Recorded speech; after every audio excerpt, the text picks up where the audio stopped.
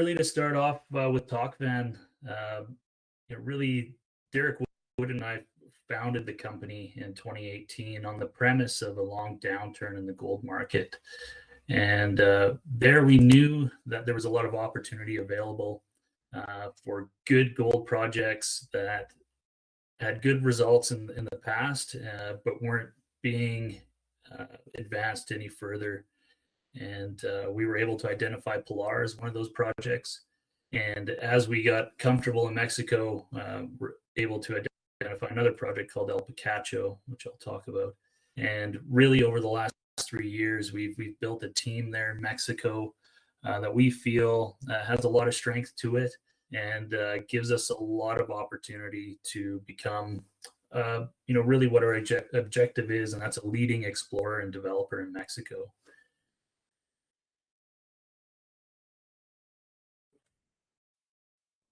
Just trying to find my mouse here. So there'll be some forward-looking statements. We like to look towards the future. We're excited about it.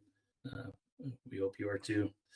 So with us, there's really 4 key components here, values that we have. And that the first one is to identify projects with scale.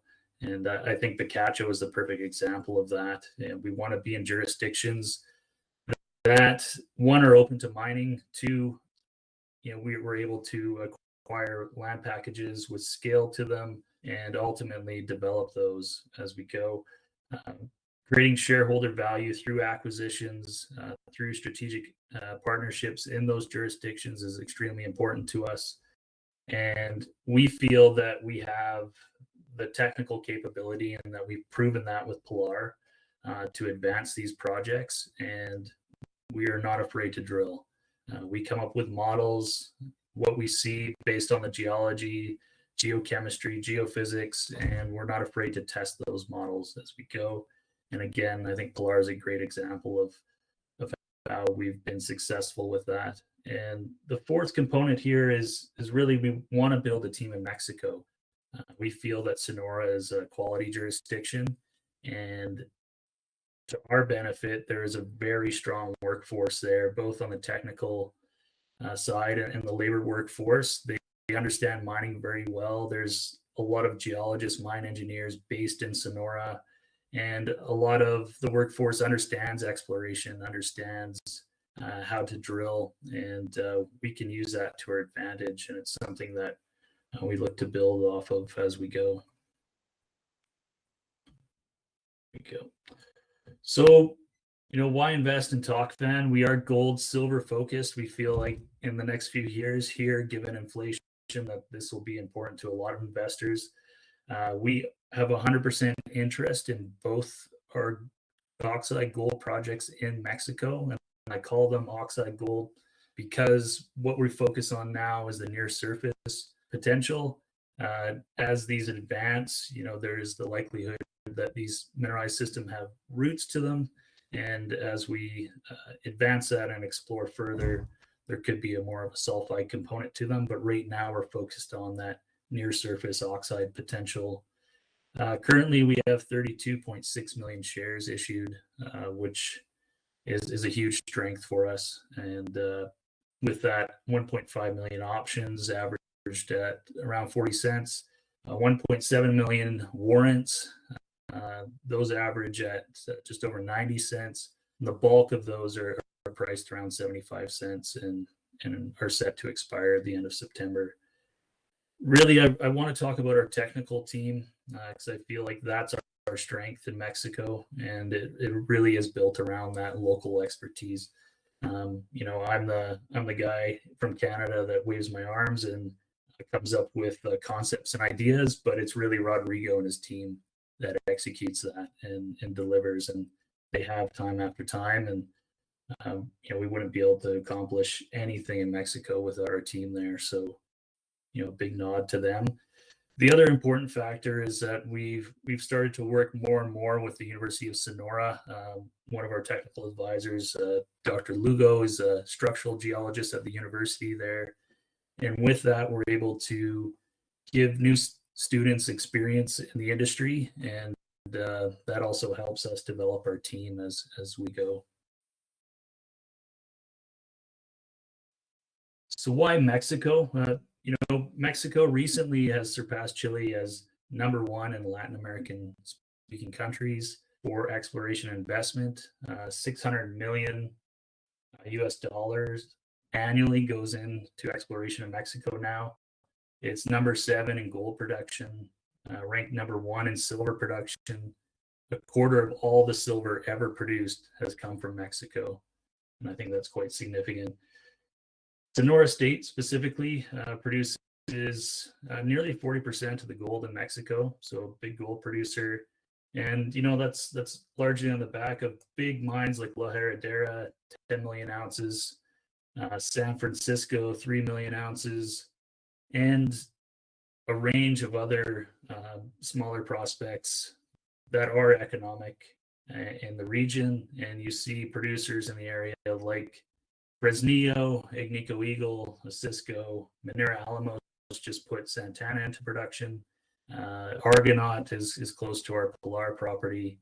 They've been there for a while, and Magna Gold right next to our Picacho claims.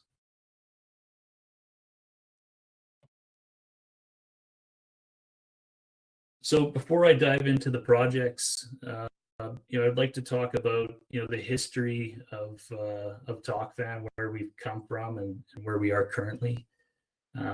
Again, it was a concept that started in 2018. We went public in February of 2019 with 10 million shares issued. Later that year, we acquired Pilar. We spent about a year doing exploration there, and that led towards our first drill program in December of 2020. We seemed to have timed things just perfectly. Market sentiment was there. We had a lot of momentum on our side, and we were able to move the share price up with good drill results. Right out of the bat, we drilled one of the best holes on the property. We continued with that momentum as we went and acquired Picacho in the middle of 2021 and continue to put out good drill results. And really since late summer of last year, the overall market sentiment has cooled off, and you see a lot of company charts have done the same thing. But we've continued on putting out good drill results. These are some of the best holes we've put out, and we've just put them out recently. There's still more drill results pending. And for us, the big thing is, between when we started drilling and now, total shares out has only changed by 5 million. And, extremely proud of that. We've been able to do everything on a very tight budget and really conscious of our share structure. And that's allowed us to do this going forward. And we really feel that, even though a lot of companies are trending this way in the gold space, that we're poised for a rebound and feel that we should be trending upwards in the short term here, and we're all patiently waiting for that to happen. So I just want to talk about Sonora again, and really we do focus on quality projects in a quality jurisdiction.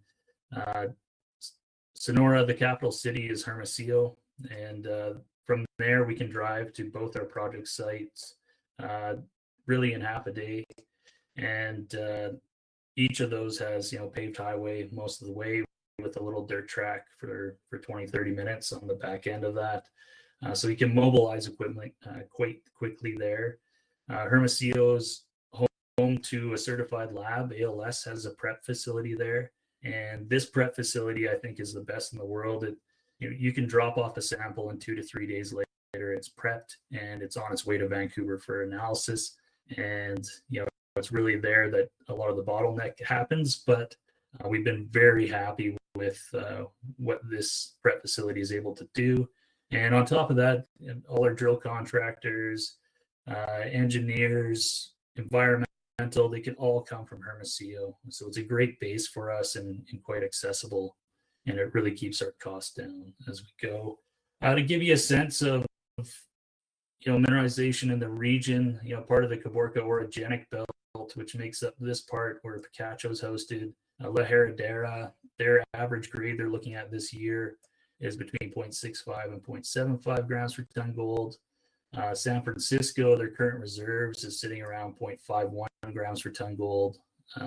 La Colorada, they're looking at 0.61 grams per ton gold currently. So to give you a sense of the grade that's economic in this region, La Colorada and where we located down at Pilar, and most of this region was more epithermal style mineralization adjacent to the Laramide porphyry belt here. And for us, Pilar has seen over 20,000 meters of drilling. It is oxide gold silver. We've drilled some of the best holes ever on the property recently with 117 meters of 1.2 grams per ton gold. That includes a high grade component, 10 meters, 12 grams gold, 23 grams per ton silver. That's adjacent to a structure there, which I'll show in a cross section. We've done some preliminary bottle roll studies that are suggesting good recovery of gold, great recovery of silver, and we're doing more work to understand the metallurgy now. At El Picacho, we've got 24 square kilometers of area to explore. I consider this brownfields exploration. It's adjacent to the producing San Francisco mine, and we've got a lot of prospective trend there. There's been relatively no drilling done across the property for the most part, and it's fully permitted to do that when we're ready to go. So we feel like both these projects add a lot of value for us. In terms of Pilar, really what we're looking at here is moving it towards near-term production. And that is our focus. And we feel like there's great analogs in the region that showcase how this can be done. And again, very close to Hermosillo, we drive past the open pit at La Colorada to get to Pilar. Actually, Rodrigo, our chief geo, was born just a stone's throw from the open pit there. So he's very much entrenched in mining in Mexico. Again, the grades, looking around 0.6, 0.65 at Santana. And for us, both these deposits are of the epithermal type. Mineralamos, their Santana is more pipe hosted. And but what they were able to accomplish there with a bulk test mine is show that it can be economic, and they were able to do that. They're now producing there. I think in a recent news release they put out that they're producing about 1,300 ounces a month now, and that's roughly with 70% recovery, and it sounds like they're doing some work to increase that. At La Colorada, they get a range of recovery depending on where they're at in terms of sulfide or transition zone to oxide, but that's typically between 53 and 89% recovery, and more typical to the region, lower percent recovery for silver. So for Pilar, when we first acquired the property, really a lot of the focus was done in what's called the main zone here and an area called North Hill. Drilling was first initiated in the mid-90s by a company called Santa Catalina. They had drilled some pretty fantastic holes. They drilled a hole called S10 up here, which was 16.5 meters at 50 grams gold. They drilled another one down here, which was about 10 meters at 10 grams gold. But for them at that time, with the price of gold, they needed more high grade across a bigger area. So they walked away. Drilling wasn't done until 2010 after that.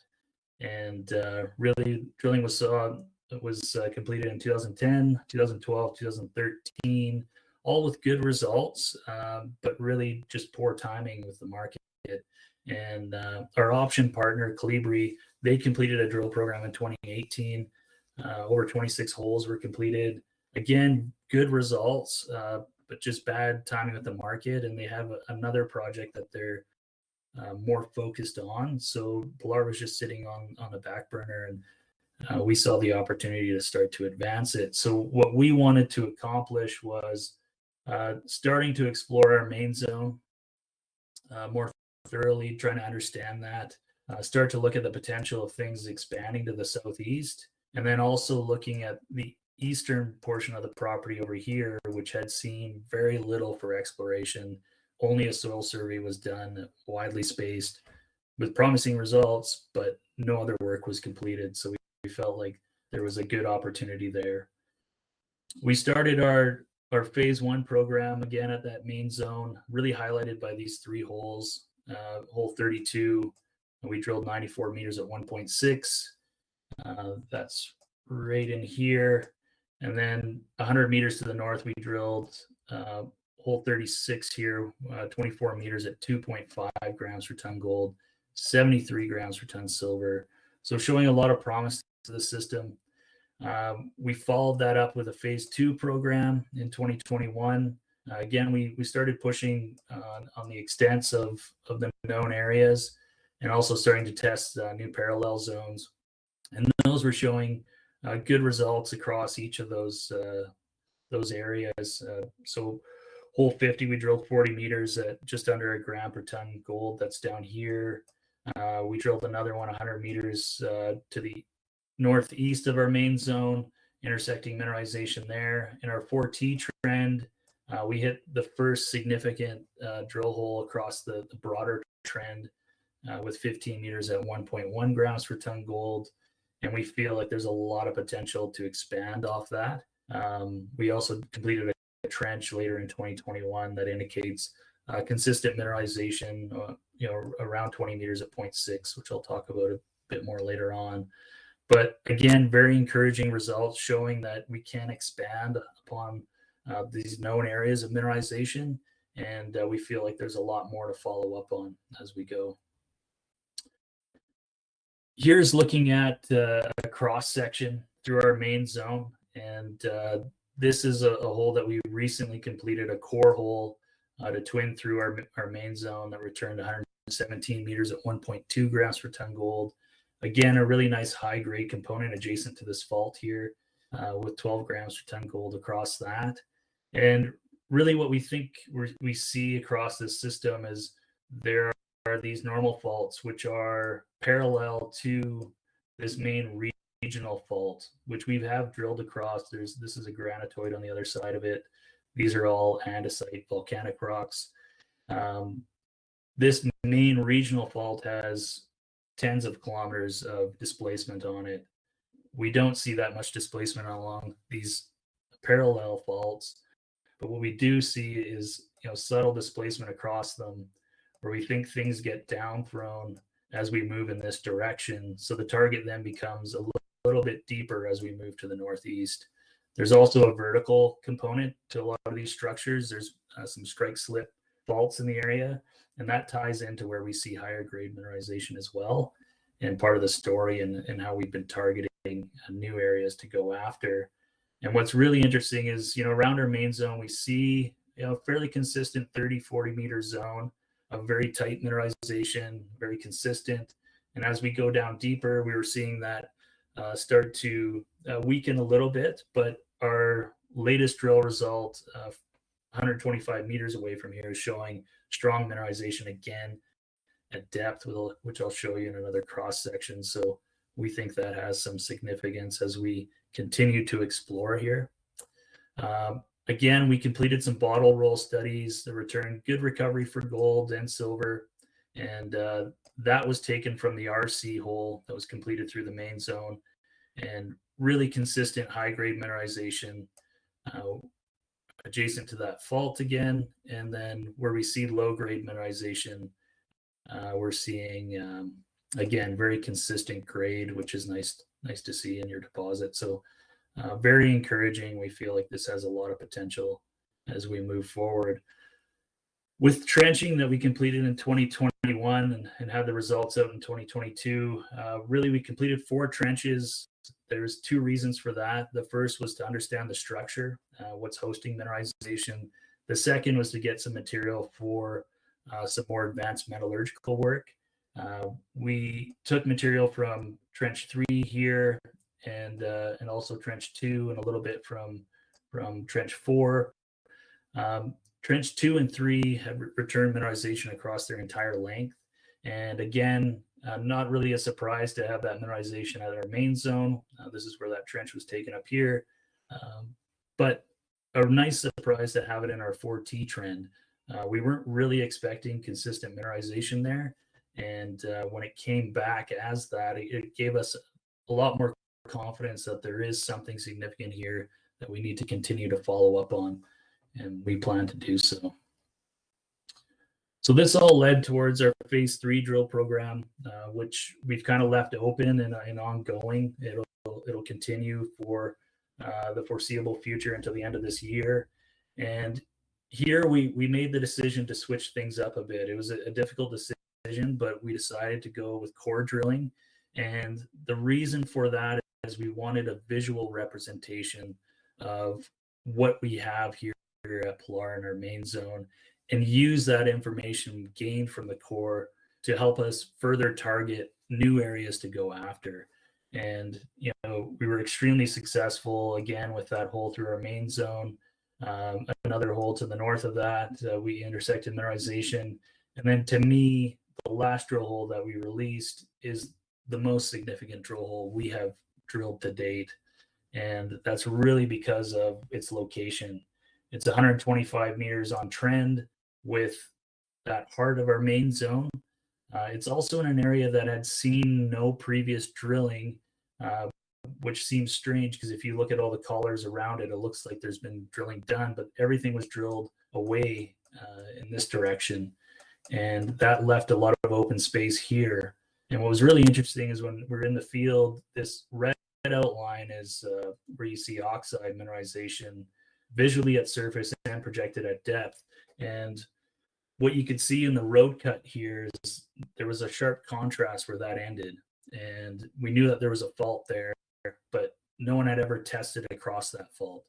And by drilling this hole, we were able to successfully do that. And that's what's returned 108 meters at 0.8 with, again, a really nice high-grade mineralization within that, hosted within a silicified breccia, which looks to be a really exciting host for us, and we feel that there could be more potential. So here's a photo of that breccia.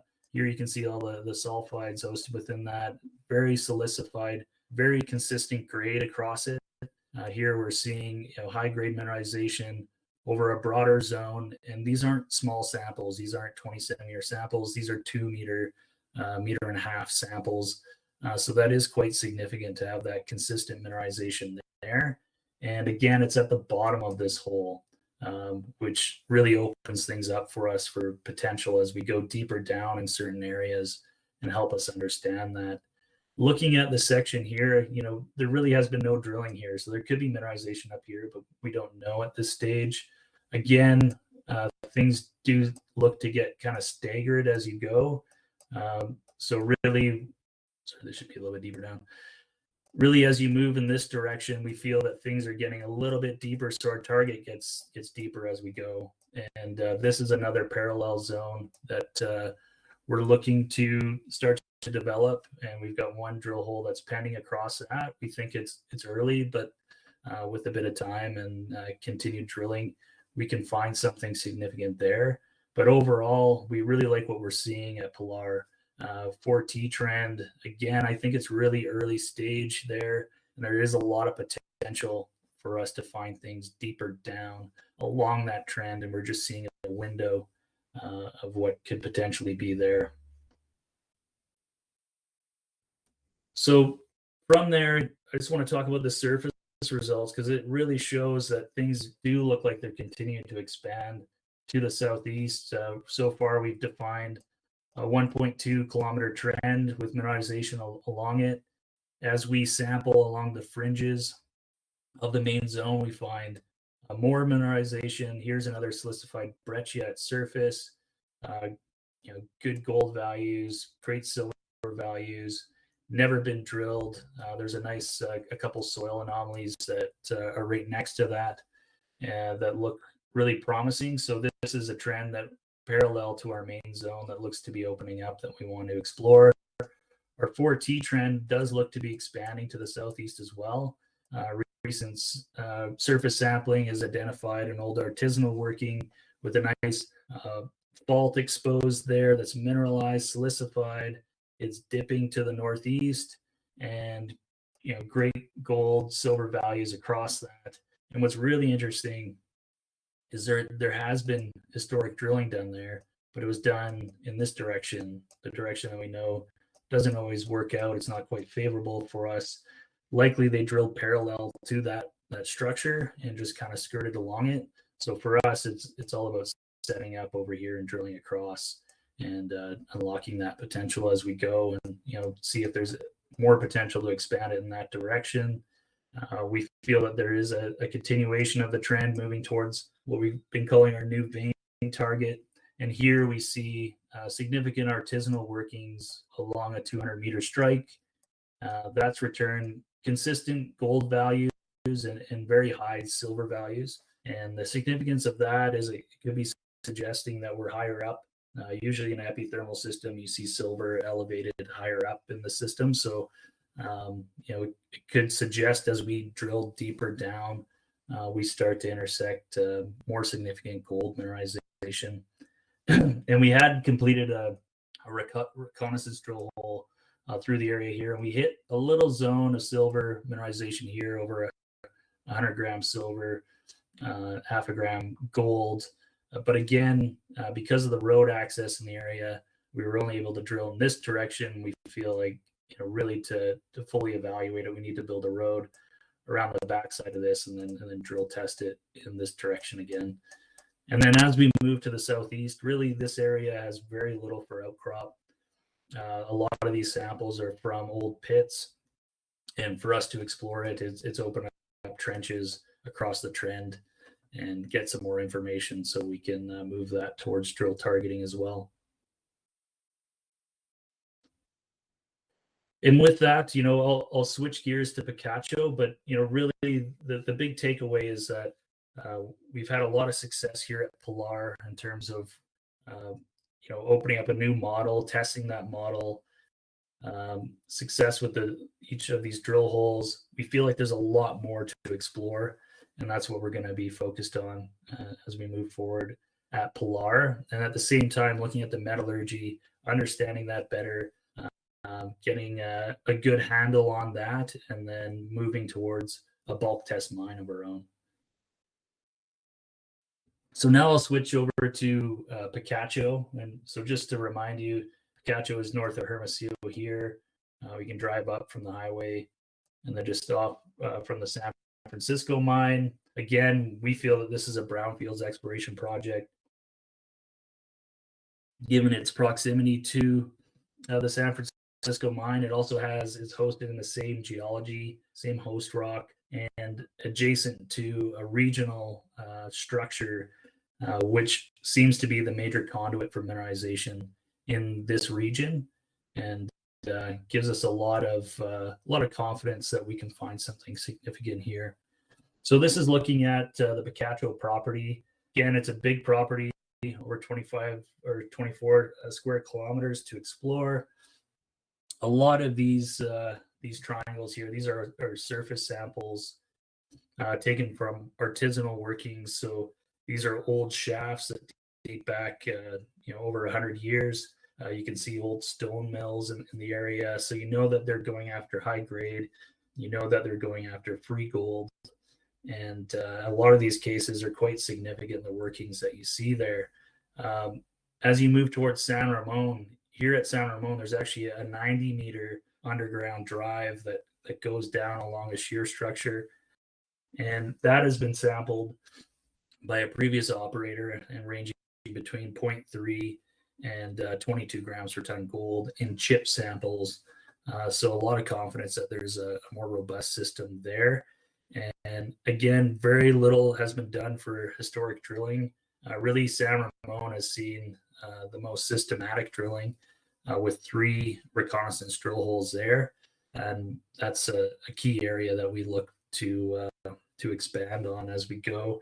And just to give you, a bit of guidance on the infrastructure. So this is a national rail line that passes to the east of the property. That 4-lane highway is just off the map over here. San Francisco is up over in this direction.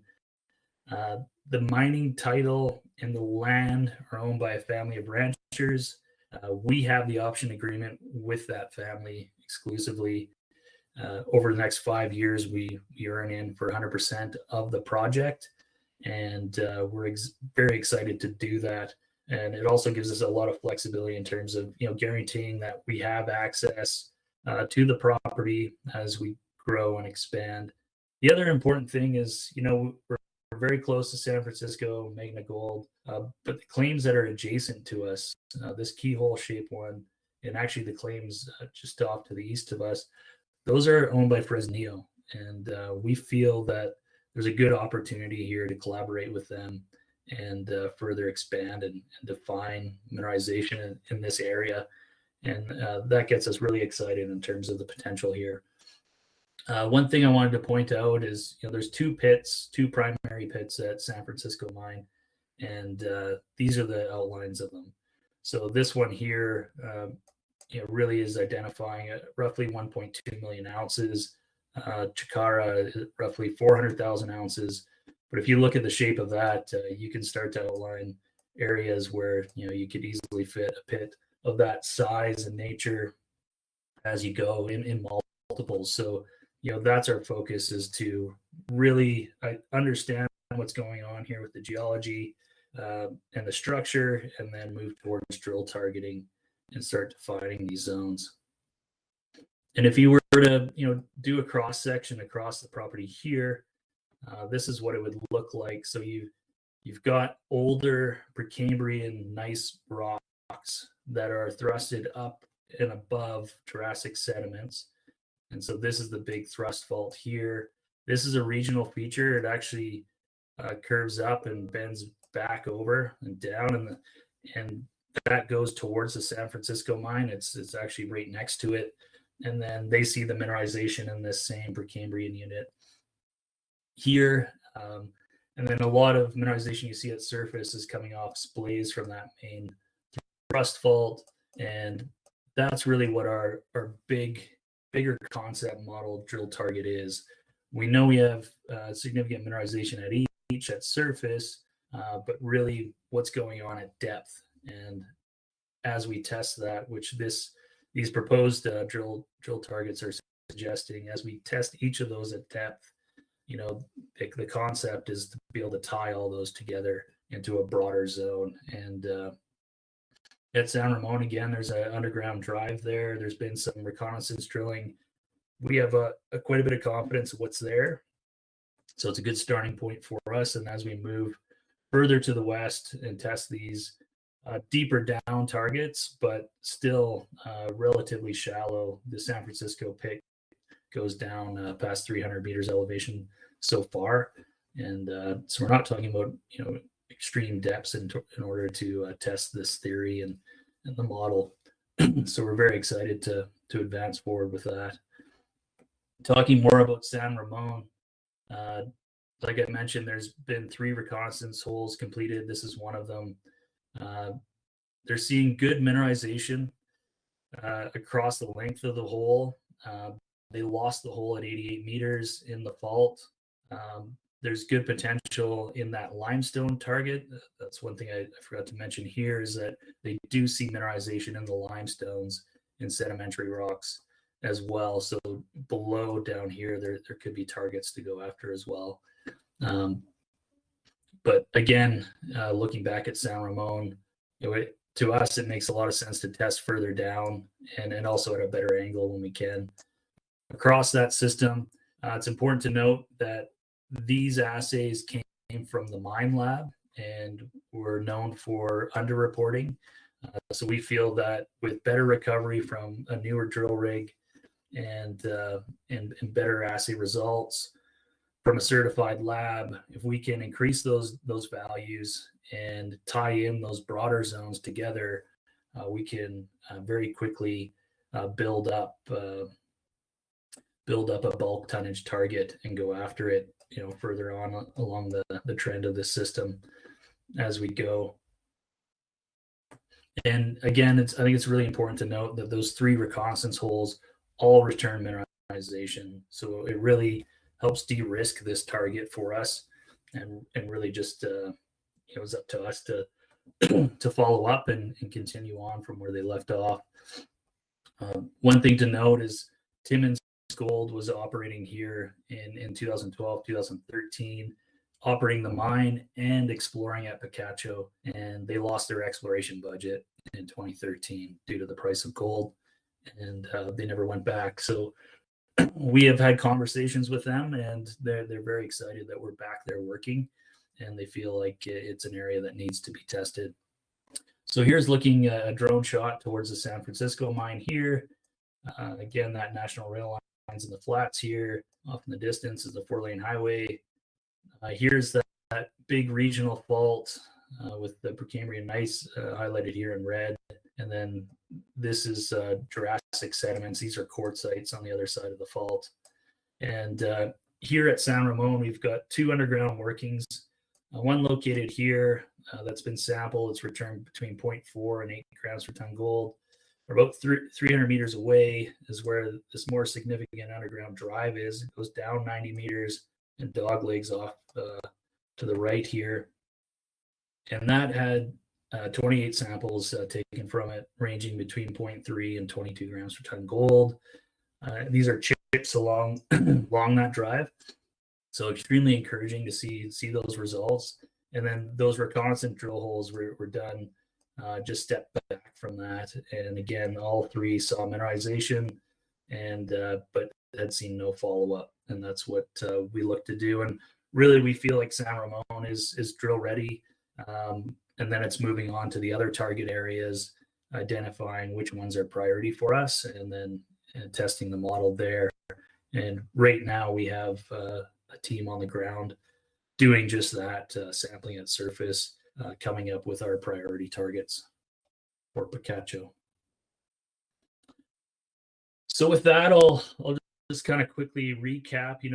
We feel like we're in an excellent position to become a leading explorer in Mexico, specifically Sonora. And not only that, but also move one of our projects towards development, and that's Pilar. And what we want to do there is continue to drill, expand on what we know. Obviously, we want to build out as much as the area as we possibly can into a resource. And then at the same time, with metallurgy, moving towards a bulk test mine of our own to show that it can be economic, and move that towards production.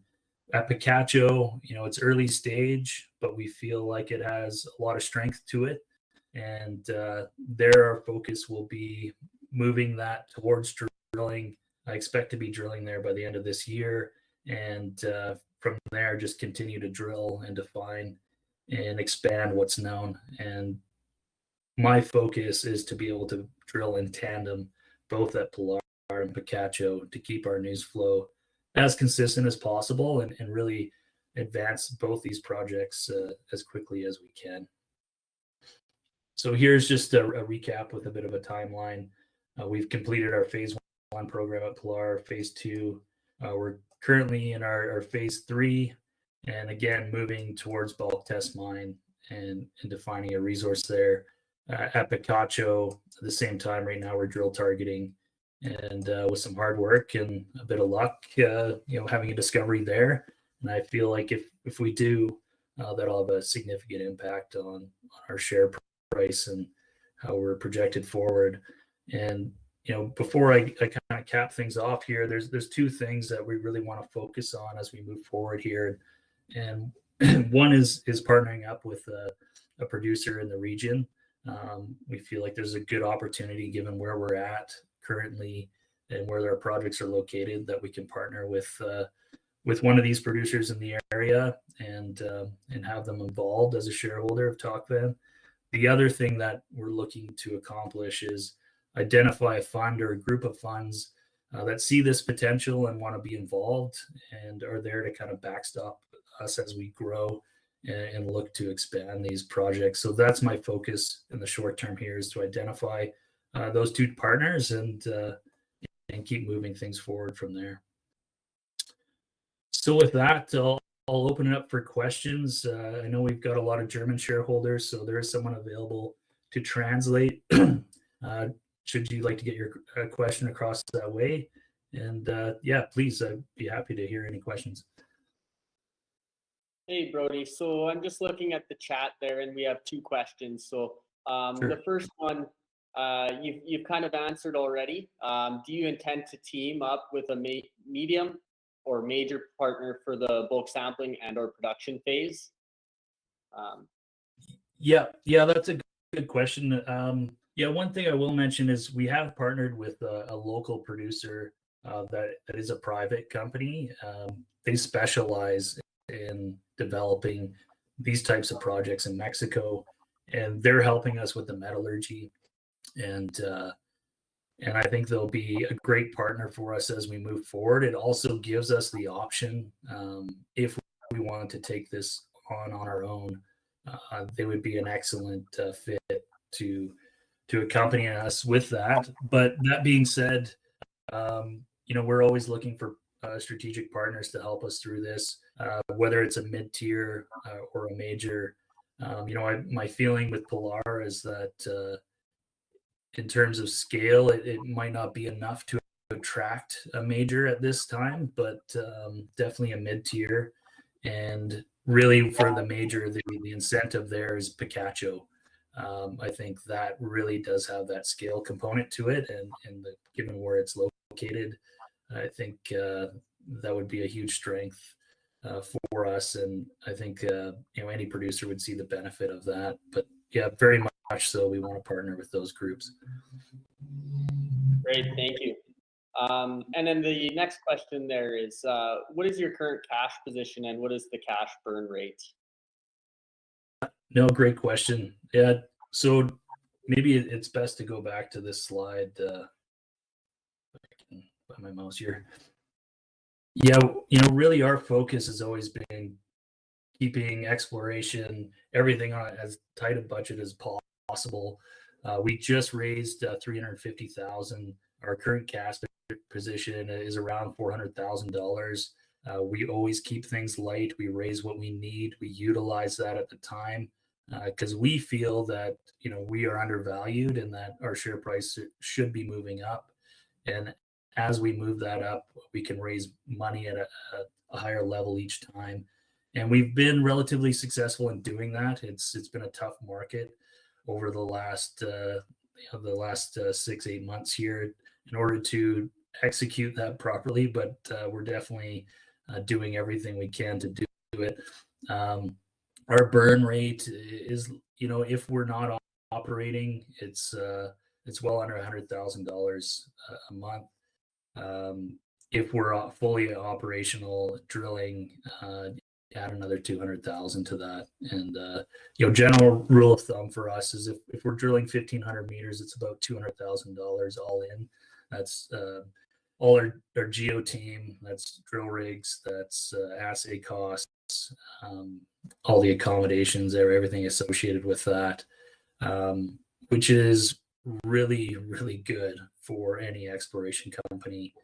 Our RC drilling costs are roughly $45 American per meter for the drill, which is extremely low, and it allows us to do a lot. I look at a lot of companies that raise millions and millions of dollars, dilute out, and they're able to drill 3,500 meters, 5,000 meters, and to me, to keep it as light as possible and continue on has been really a huge part of our success. And again, moving from our maiden drill program to now and having another 5 million shares issued is a huge, I think a huge benefit to what we've been able to accomplish. But that being said, we feel like we're also in a very good place in terms of what we've been able to produce for results, where we're at with both these projects. That if the right group came along and wanted to take on a bigger position, we feel like we're in a good place to do that without diluting out our shareholders that much. So I hope that answers your question. Yeah, thank you, Brody. There's a couple more questions that came up. So it sounds like they want to know what the plans are for Cascade Copper. Would you be able to touch on when the spinout will take place and if you're going to start drilling there too after the spinout? Yeah, right. Both good questions. For Cascade, I'll keep it general just because we'll be putting out our announcement soon once that's final. To keep it short, it is happening. The transaction's happening. Um, all our shareholders will benefit from that by seeing shares issued from the new company. Um, we'll put out a bit more information on that. I'm expecting that to be able to happen in the short term here in the next 4 to 6 weeks. And the only caveat there is that then it's up to Cascade to go through the public process, the IPO process, and the time frame on that looks like it's likely late summer. And once they go public, I know it's their every intention to drill as soon as possible, and hopefully the timing works out. They're able to do that. I really like what's the formation of Cascade and what's going on there. I think the management's going to be excellent. I think Rogers Creek deserves a solid look at for exploration, and I think they'll quickly acquire other projects as well. So, as a shareholder of Tocvan, I'm excited with what's to come with Cascade, and happy that we're able to unlock that value for our shareholders. And yeah, we're hoping to be able to update everyone on that very soon. Thank you, Brody. We have one more that came in. Is there a larger partner on the horizon? Yeah, I hope so. Yeah, I mean, that's always our goal. I kind of alluded to that. It's, we feel like we're in a really good place here. If you look at our share structure and the ownership of it, it's management and it's our amazing retail investors. Really, that's who owns Tocvan, and we've been able to do this from their support from the start. But we feel like we're in a position now where we're ready to grow and go beyond that, and we're getting a lot of attention, based off of the drill success that we've had recently, and I feel like with Picacho, with us just starting to really start to move that forward. I think we're going to get even more attention. So yeah, very much so. I think if we can partner with a bigger group that has the same values that we do, then we'll do that 100%. Yeah. Okay, thank you, Brody. That seems to be all the questions that we have today, so it might be a good time to cap it off. Perfect. Well, again, yeah, thank you everyone for your time. I know I taken over an hour of it, so I really appreciate that. And yeah, please keep an eye on us. We'll have a lot more coming out. We still have some drill results pending at Pilar, and there'll be more to come. So thank you again for your time.